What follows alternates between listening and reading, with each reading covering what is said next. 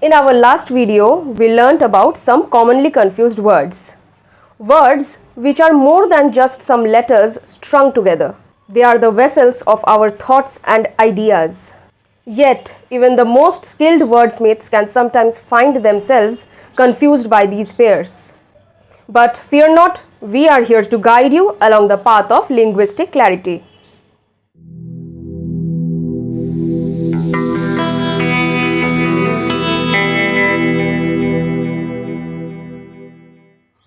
Welcome back to the second part of commonly confused words. I am thrilled to have you once again on this journey of speak better, write better. Today we will learn 8 more commonly confused word pairs that can make or break your writing. So grab your notebooks and pen and let's get started. Our first word pair, site versus site. Site refers to a location or a place like a construction site. Sight, on the other hand, pertains to the act of seeing or one's vision. For example, the archaeological site offered a breathtaking sight of the ancient ruins. Our second word pair, elicit versus illicit. When you elicit, you draw out a response or information. On the other hand, illicit is something which is unlawful or forbidden. For instance, the detective managed to elicit crucial information despite the suspect's illicit activities. Our third word pair, prescribe versus proscribe. Prescribe involves giving medical orders or recommendations. Proscribe means to condemn or to prohibit.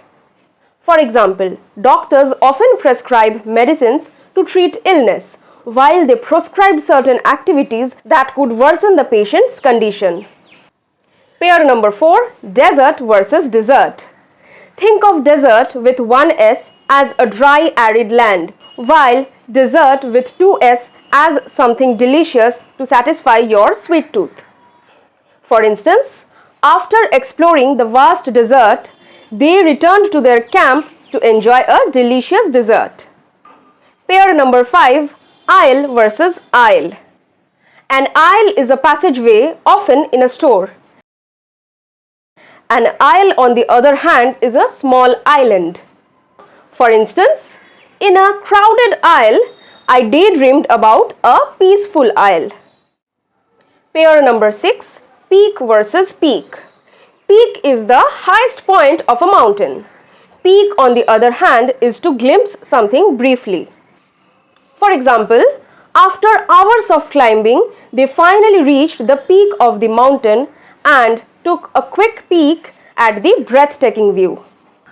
Pair number 7, wave versus wave. To waive something means to not enforce something like a right or a claim. To wave, on the other hand, means to move your hands in a back and forth motion in a friendly gesture.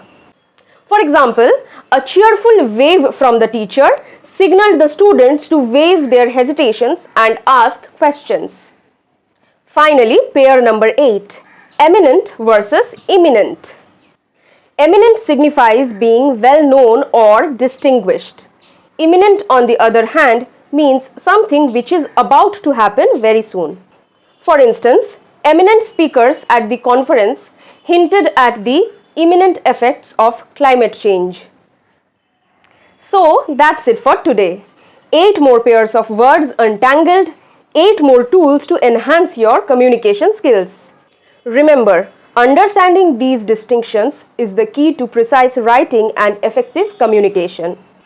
But don't stop here. Keep exploring, because when you speak better, you write better.